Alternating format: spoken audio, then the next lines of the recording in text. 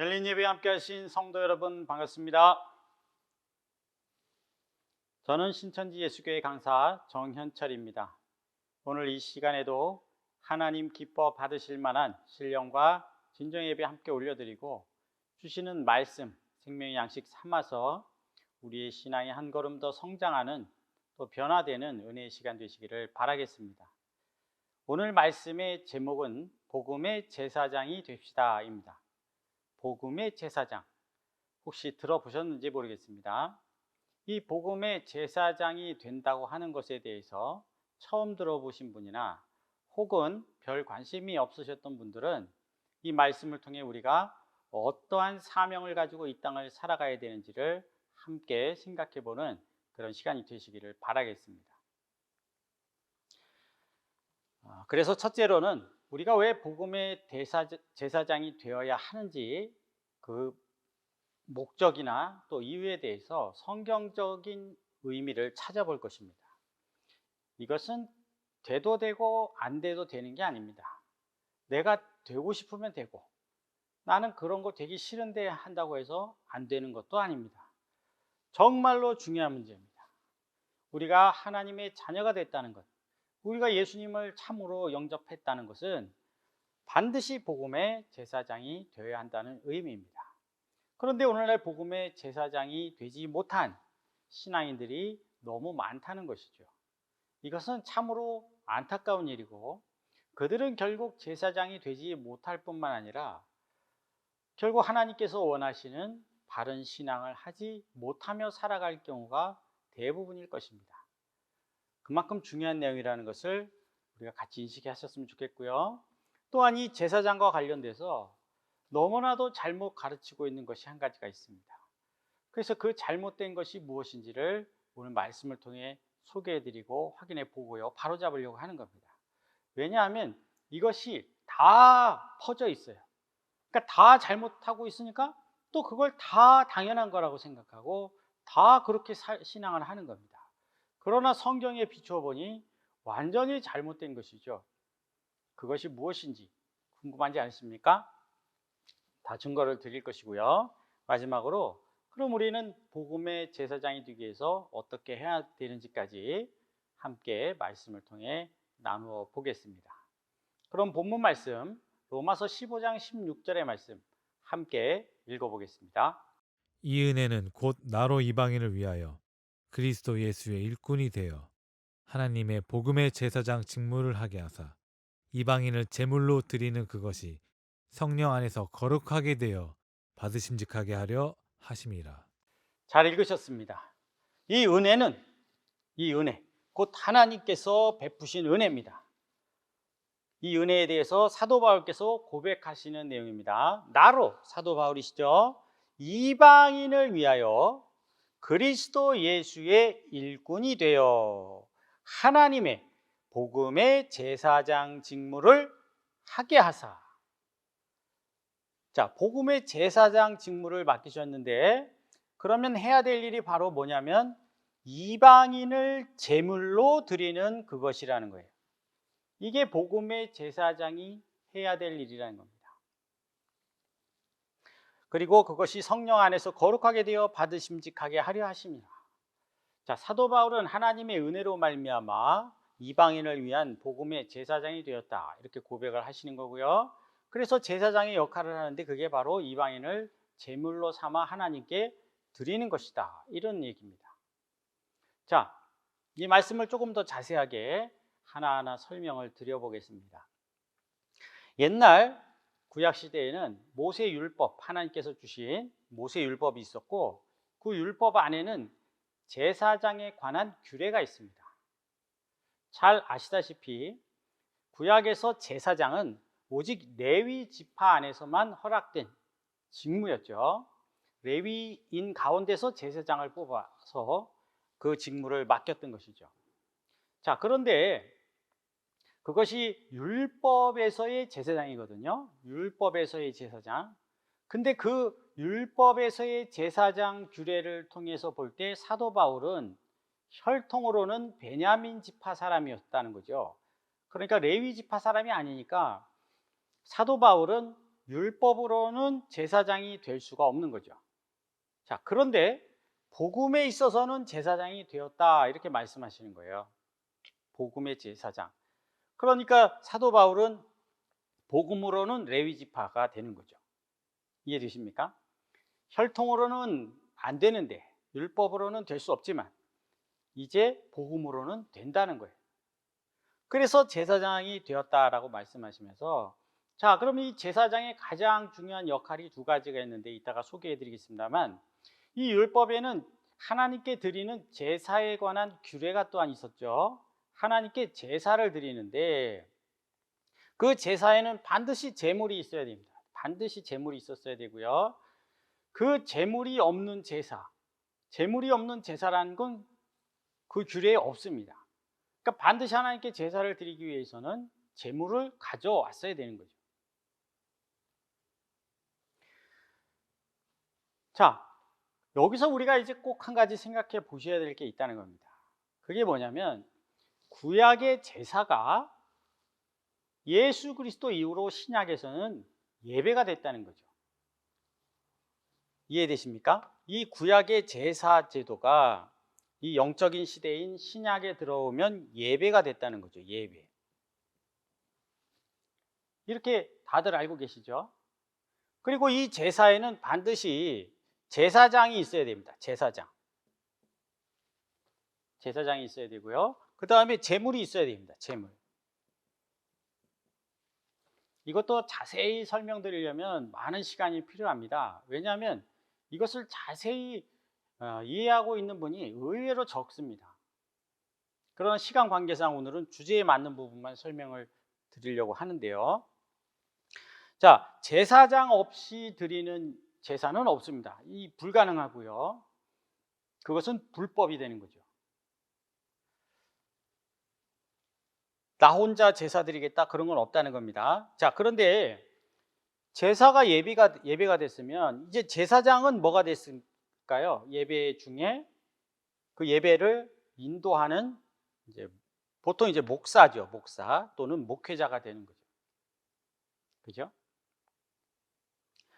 그리고 이 제물을 바치는 자가 여기서는 이제 하나님의 백성이고요. 오늘날에는 이 영적인 시대에는 하나님의 자녀가 되는 거죠. 예수님을 영접한 자들이 되는 것입니다. 그러면 이제 제물이 필요하다는 거예요. 제물. 하나님 앞에 예배를 드리려면 제물이 필요한데 이 제물은 뭐가 됐을까요? 이것이 바로 오늘 말씀의 핵심이죠. 제물은 뭐가 됐을까요? 자, 많은 사람들이 이 제물을 빈손 들고 오면 안 된다 해가지고요. 헌금이라고 가르칩니다. 헌금. 물질이라는 거예요. 하나님 앞에 예배 드릴 때는 빈손으로 오면 안 된다는 거예요. 그러니까 돈 들고 오라는 거예요. 자, 그런데 오늘 말씀에서 사도 바울께서는 무엇을 제물로 하나님께 드린다고 합니까? 무엇을? 이방인을 하나님께 제물로 드린다는 거예요.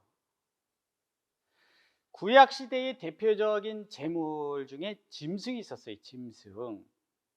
짐승이 제물의 대표적, 소든 양이든 뭐 염소든 비둘기든. 자, 그런데 이 이방, 곧 하나님을 알지 못하는 이방인은 성경에서 짐승과 같다는 겁니다. 짐승과 같다는 거예요. 영적으로 보면 사람이지만.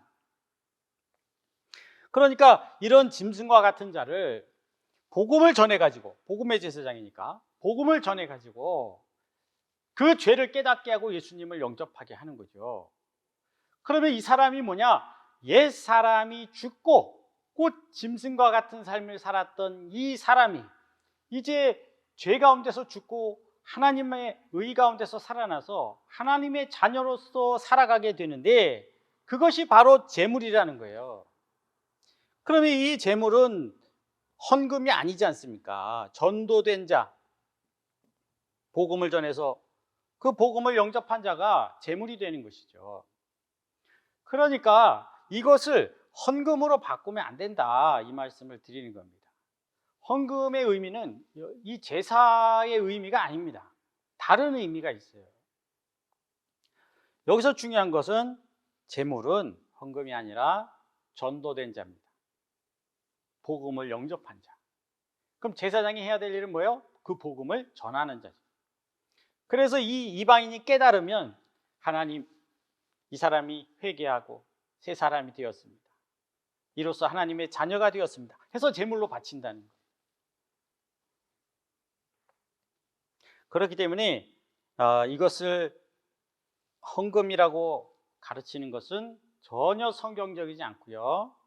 그렇게 거짓으로 가르치는 자들은 성경을 모르는 무지한 자거나 아니면 돈의 욕심이 많은 자, 둘 중에 하나가 틀림없습니다.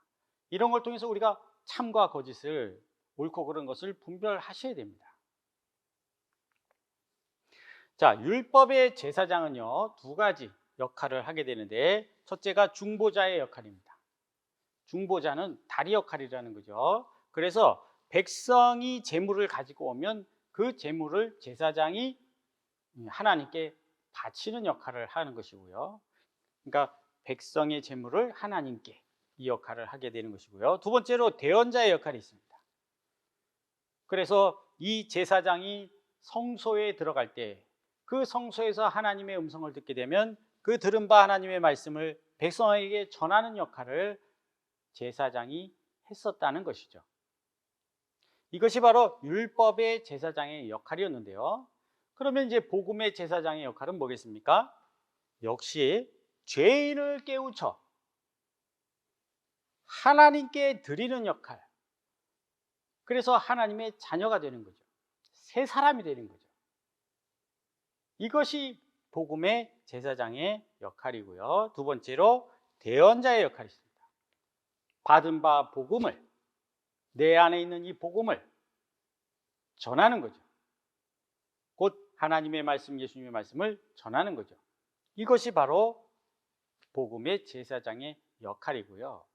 이것을 합치면 결국 복음의 제사장은 전도하여 죄인을, 그 죄를 깨닫게 하고 예수님의 보혈의 공로로 그 죄 씻음을 받게 해서 하나님의 자녀가 되는, 곧 새 사람이 되는 이 역할을 하는 것이 바로 복음의 제사장의 역할이 되겠습니다. 자, 그러면 우리는 왜 복음의 제사장이 되어야 될까요? 이 내용에 대해서 말씀을 드릴 텐데, 먼저 이사야 66장을 통해서 복음의 제사장에 관한 예언이 있었음을 한 가지 소개를 해드리겠습니다. 자, 66장 20절 21절의 말씀입니다. 나 여호와가 말하노라. 하나님의 말씀입니다. 이스라엘 자손이 예물을 깨끗한 그릇에 담아 여호와의 집에 드림같이. 자, 이게 이제 구약 시대에 했던 일이에요. 이사야서는 선지서고요, 예언서입니다. 지금 예언을 하시는 거예요. 그날이 되면 이런 일이 있을 것이다 해서요.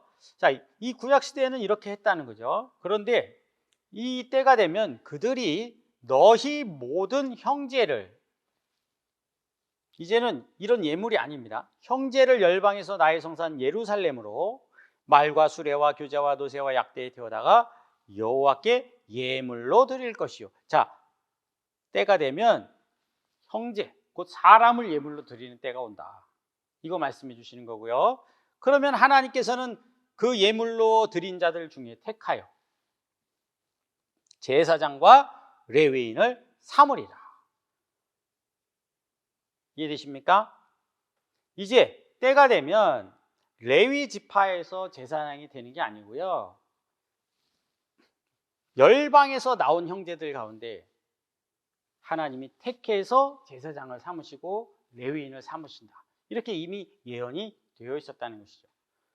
그래서 복음의 제사장 사도 바울도 스스로를 그렇게 고백을 하는 것이고 우리도 마찬가지입니다. 그래서 우리가 복음의 제사장이 되어야 한다는 것인데, 그 근거에 대해서 베드로전서 2장 5절의 말씀을 함께 읽어보겠습니다. 너희도 산돌같이 신령한 집으로 세워지고 예수 그리스도로 말미암아 하나님이 기쁘게 받으실 신령한 제사를 드릴 거룩한 제사장이 될지니라. 잘 읽으셨습니다. 너희도 산돌같이 신령한 집으로 세워지고, 신령한 집, 달리 말하면 성전이 되겠죠. 그러니까 우리가 함께 성전으로 지어져야 되는데, 이 산돌은 예수님입니다. 산돌, 그죠? 예수 그리스도로 말미암아 하나님이 기쁘게 받으실 신령한 제사를 드릴. 자, 신령한 제사라는 표현이 나오죠. 신령한 제사. 이거는 짐승을 갖다 바치는 게 아니다 이 말이에요. 여러분, 하나님이 짐승을 잡아서 드리면 고기를 드시겠어요? 피를 마시시겠어요? 그러니까 이 율법은 그림자의 역할이 있는 것이고, 하나님께서 그러한 제도를 명하신 데는 다 이유가 있으셨던 겁니다. 어쨌든 이제는 짐승을 또는 곡식을 제물로 바치는 시대가 아니고요, 신령한 제사를 드려야 되는데, 그러기 위해서 거룩한 제사장이 우리가 되어야 된다는 겁니다. 그래서 우리는 다 거룩한 제사장이 될지니라, 되어야 한다. 예외가 없습니다. 자, 여기에 대해서 2장 9절에는 이렇게 말씀해 주시잖아요. 너무나 잘 아시는 구절이잖아요. 너희는, 오직 너희는 그리스도인입니다. 여기서 그리스도인, 유대인이 아닙니다. 택하신 족속이요, 우리가 다 택함 받은 자들이에요. 그 다음에 왕 같은 제사장들이요, 우리가 다 제사장들이. 이렇게 고백을 한다니까요. 우리가 예수 그리스도께서 십자가에 달려 죽으심으로 이제 성소의 휘장이 찢어지면서 하나님께 나아가는 길이 열렸고, 그러므로 우리가 이제는 다 뭐냐면 하나님께 직접 나아갈 수 있게 되는데, 하나님께 나아가는 자들은 다 뭐냐? 제사장입니다. 제사장. 제사장이 아닌 자가 성소에 어떻게 들어가겠습니까? 그래서 우리가 하나님의 자녀가 됐다면 곧 제사장이 되는 겁니다. 그래서 이 말씀은 좋아하는데, 정작 자기가 제사장이 해야 될 일에 대해서는 무관심하고 하지를 않는 겁니다. 그러면 그것이 어찌 제사장이라 할 수 있겠습니까? 그래서 제사장이 제사장의 역할을 못하면 그것은 또 뭐가 되느냐? 심판이 되는 것이죠. 그래서 우리는 다 왕 같은 제사장입니다. 예수님을 영접하는 순간 이제 우리는 제사장이 되어야 하는 것이지 내가 선택하는 게 아니라는 거예요. 우리는 다 제사장이 되어야 됩니다. 우리를 택하신 목적에 대해서, 이는 너희를 어두운 데서 불러내어 그의 기이한 빛에 들어가게 하신 자, 하나님이시죠. 그 하나님의 아름다운 덕을 선전하게 하려 하심이라. 그래서 우리를 왜 제사장을 삼으셨느냐? 다 가서 선전하라는 거예요. 전하라는 거예요. 전하지 않아요? 그러면 그는 제사장의 역할을 안 하는 겁니다. 너무나 중요한 이 내용이고, 이것이 곧 우리의 사명이다라는 거 꼭 기억을 하셔야 되겠습니다. 아울러 계시록 1장 5절 6절에도요. 또 충성된 증인으로 죽은 자들 가운데서 원전하시고 땅의 임금들의 머리가 되신 예수 그리스도로 말미암아. 자, 이건 예수님을 소개하는 내용이죠. 은혜와 평강이 너희에게 있기를 원한다 하시면서 우리를 사랑하사 그의 피로, 예수님의 피로 우리를 속죄해 주시고 우리를 해방하시고, 그죠?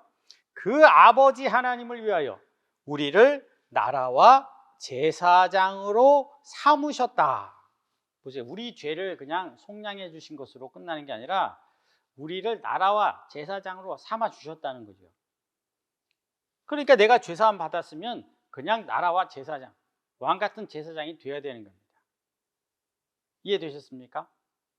그리고 그 제사장은 전도를 해야 돼요. 전도. 복음을 전해야 돼요. 복음을.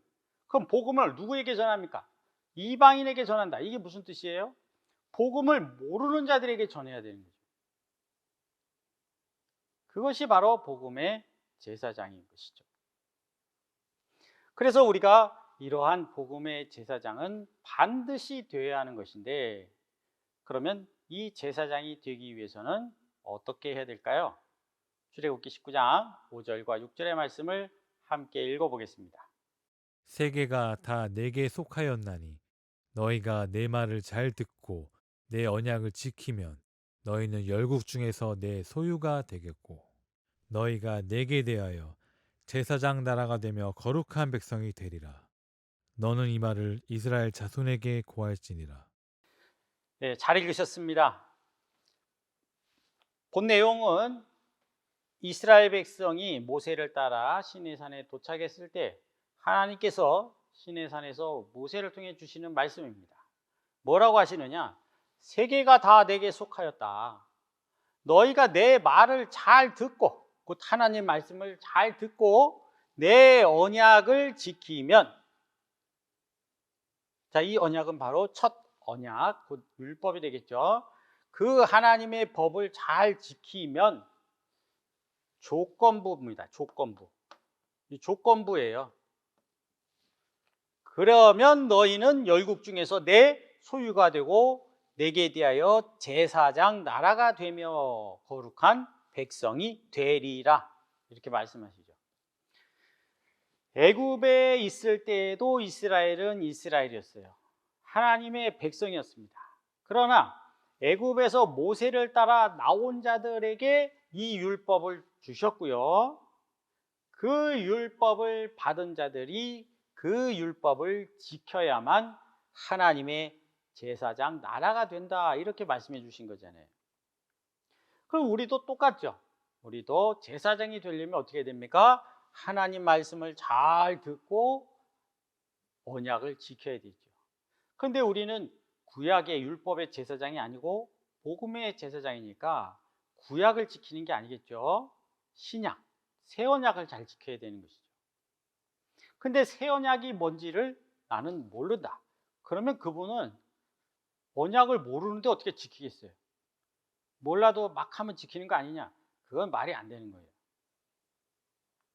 그래서 언약을 잘 지켜야 되는데, 말라기 2장 5절에서 8절의 말씀을 통해서 이 제사장은 어떻게 해야만 하고 어떤 자격을 갖추어야만 하는지를 우리가 확인을 해 보겠습니다. 레위와 세운 나의 언약은, 여기서 레위는 레위 지파요, 제사장을 의미하는 거죠. 생명과 평강의 언약이라. 생명과 평강의 언약이라. 내가 이것으로 그에게 준 것은 그로 경외하게 하려 함이라. 자, 율법을 통해 하나님은 하나님을 경외하는 법을 알기를 원했고 배우기를 원하셨다는 거죠. 그 법을 통해서요. 그리고 그가 나를 경외하고 내 이름을 두려워하였으며, 처음에는 그랬다는 거예요. 그 입에는 진리의 법이 있었고, 이 레위의 입에는 진리의 법이 있었다는 겁니다. 이건 하나님의 법이죠. 그 입술에는 불의함이 없었다는 거예요. 있으면 안 됩니다. 이 불의함이. 제사장의 입에는 불의함이 있어서는 안 됩니다. 그가 화평과 정직한 중에서 나와 동행하며, 하나님과 동행해야 됩니다. 제사장은 어렵지만 노력해야 됩니다. 하나님과 동행하려면 죄를 멀리해야 되겠죠. 하나님의 말씀을 잘 지켜야 되겠죠. 많은 사람을 돌이켜 죄악에서 떠나게 하였느니라. 자, 이게 바로 하나님께서 제사장을 통해 주신 사명이죠. 구약도 똑같다는 겁니다. 율법을 가르쳐요. 그래서 율법을 모르는 자들에게 죄를 인식시킵니다. 그것이 죄라는 걸 깨닫게 하는 거죠. 그리고 그걸 깨달으면 하나님 앞에 제사를 드리는 거예요. 그럼 하나님은 그 제사를 받으시고 그 죄를 속죄 없이 하여 주신다는 거죠. 이게 제사장이 해야 되는 일입니다. 제사장은 앉아서 제물 갖고 오면 하나님께 그 제물 태워 드리는 것만 하는 게 아닙니다. 바로 이 역할을 해야 되는 거예요. 그래서 두 가지 역할이 다 중요하다는 것이죠. 자, 그런데 이제 어떤 일이 벌어졌는가 보세요. 7절에 대저 제사장의 입술은 지식을 지켜야 할 텐데, 여기서 말씀하시는 지식은 세상 지식이 아닙니다. 바로 뒤에 나오잖아요. 사람들이 그 입에서 율법을 구하게 되어야 할 것이니, 이 지식은 곧 율법, 하나님을 아는 지식, 하나님의 법이 되는 것이죠. 이게 제사장의 입에는 항상 있어야 되는 거예요. 그래서 뭐 모르면, 예를 들면 오늘날로 치면 내가 성경을 읽다 몰라요. 이 뜻은 무슨 뜻인지 모르겠어요. 그러면 누구한테 가서 물어보겠어요? 오늘날 이 복음의 제사장 역할을 하는 사람들한테 가서 물어봐야 되는 거예요. 그러면 내가 알고 있어야 대답을 해줄 거 아닙니까? 그런데 그냥 믿으세요라든가 내 생각에는 뭐 어떻다, 이렇게 자기 생각으로 말하면 그 답을 들은 사람은 또 오해를 하게 되는 것이죠. 이것은 잘못된 행위인데요. 그래서 그 뒤에 뭐라고 말씀하시냐면 제사장은 만군의 여호와의 사자가 되면, 그러니까 하나님이 보낸 자여야 되는데, 하나님이 보낸 자면 하나님의 말씀을 가르쳐야 되는데 이상한 걸 가르친다 이 말이에요. 엉뚱한 거. 그러니까 결국 정도에서 떠났다는 거죠. 죄악으로부터 돌이키는 역할을 하던 자들이 정도 바른 길에서 떠나가지고 도리어 많은 사람으로 율법에 거치게 해서 율법에 다 걸리게 만드는 거예요. 그러니까 율법을 잘 지키게 하는 게 아니라 오히려 율법에 다 걸리게 만드는 거예요. 누가 이런 짓을 하느냐? 제사장들이 그랬다는 겁니다. 그래서 결국 하나님께서 뭐라고 하시느냐? 나 만군의 여호와가 이르노니 너희가 레위의 언약을 파하였느니라. 깼다는 거예요, 언약을. 그래서 이 언약이 파기가 되고 새로운 제사장들을 택하시는 게 예수 그리스도를 통한 신약의 역사입니다. 그래서 우리가 이제 새로운 복음의 제사장이 된 거예요. 그럼 우리는 또 뭐 해야 됩니까? 언약을 지켜야죠. 또 파하면 안 되죠. 근데 우리가 지켜야 될 언약은 새 언약이라는 겁니다. 근데 그 새 언약이 뭔데요? 예수님 믿는 게 새 언약입니까? 아니죠. 예수님을 믿는 자들이 지켜야 되는 게 새 언약이죠. 근데 이런 내용도 잘 모르고 하나님과 예수님과 새 언약을 맺은 적도 없이 신앙하는 분들이 많다는 겁니다. 계약을 맺은 적이 없으면 그냥 무효합니다. 무효. 내가 하나님의 자녀라고 우긴다고 되는 게 아니라 계약서를 보여야죠. 그렇지 않습니까? 하나님도 인정하시고 나도 인정한, 상호가 인정한 계약서가 있어야죠.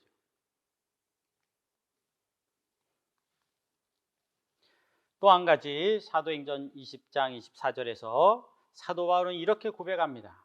나의 달려갈 길과 주 예수께 받은 사명, 그 사명이 바로 뭐냐?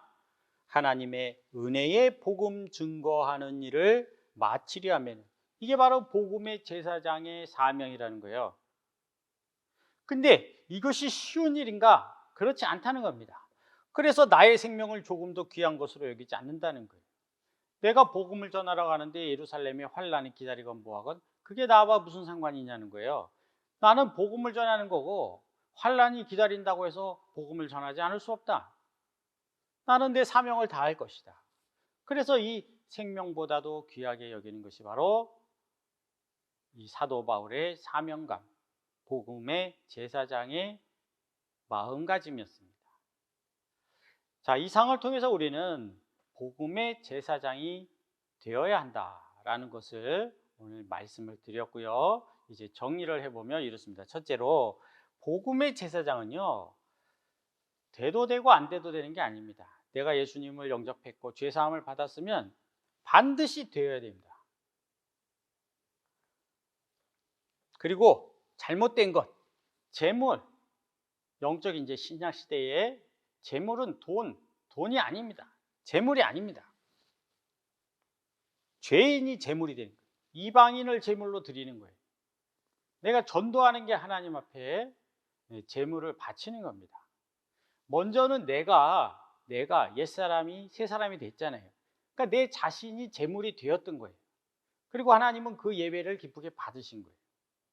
그리고 나면 나도 이제 제사장이 돼서 또 죄인에게 가서 복음을 전해서 그 복음을 깨달은 자를 하나님 앞에 제물로 바치는 겁니다.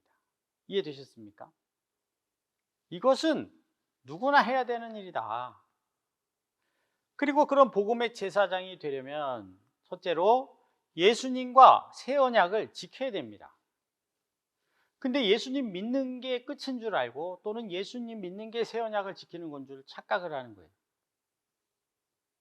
예수님은 어떤 새 언약을 우리에게 제시하셨고 또 우리는 그것을 지키겠나이다라고 고백했는지를 성경을 통해 알아야 된다는 것입니다. 그리고 그 말씀의 참뜻을 알아야 됩니다. 말씀의 참뜻. 그냥 대충이 아니고 그냥 내 마음대로가 아닙니다. 정말 하나님이 주신 그 말씀의 의도, 목적을 분명하게 정확하게 바르게 알아야 된다는 것이고요. 그리고 복음 전함을 생명처럼 여겨야 됩니다. 전도는 내가 제사장이 되었다면 반드시 해야 되는 것이고요. 오늘날 전도를 이상하게 합니다. 전도는 복음을 전하는 것인데 복음은 전하지 않고 그냥 우리 교회에 와보라는 거예요. 우리 교회에 와봐. 근데 교회 가니까 또 복음을 안 전하고 선물 주고 뭐 밥 주고 이런 것만 하는 거예요. 그거는 교인이 되는 거지 하나님의 자녀가 되는 게 아닙니다. 복음을 전해야죠. 그것이 참으로 오늘날 교회가 회복해야 될 일이고 고쳐가야 할 일인 것입니다. 아무쪼록 오늘 말씀을 통해서 우리 스스로가 복음의 제사장이 되어야 되겠다는 각오를 새롭게 하시고 그러기 위해서 열심히 하나님의 말씀을 마음에 새기고 또 어찌하든지 한 영혼 살리기 위해 있는 힘을 다해 전도하고 그 영혼을 살리는 것을 하나님의 주신 바 직무로 여기는 그리하여 하나님께서 예비하신 신령한 복을 다 받아 누리시는 참된 복음의 제사장들이 다 되시기를 바라겠습니다. 오늘 말씀 마치고 잠시 기도드리겠습니다. 허물뿐인 저희들을 위하여 독생자 예수 그리스도 이 땅에 보내주시어 그 보혈의 공로로 죄사함과 하나님의 자녀됨을 허락하신 아버지 하나님, 그 은혜의 복음에 감사와 영광을 올려드리옵나이다. 이제는 우리가 사도 바울의 고백처럼 복음의 제사장이 되어 저 세상 가운데 또 사망의 흑암에 매어 종로를 타는 자들의 그 심령에 이 기쁜 복음을 온전히 전하여 그들 또한 하나님 앞에 온전한 예물로 드리기 원하오니 이 사명을 다시금 회복하게 하여 주시고 또한 각오를 새롭게 하여 하나님의 말씀 증거하는 일에 열심을 다하는 참된 하나님의 자녀가 되게만 인도하여 주시옵소서. 우리를 통하여 세세무궁토록 홀로 영광받아 주시옵시기를 간절히 원하오며 예수 그리스도의 이름으로 기도 올리옵나이다. 아멘.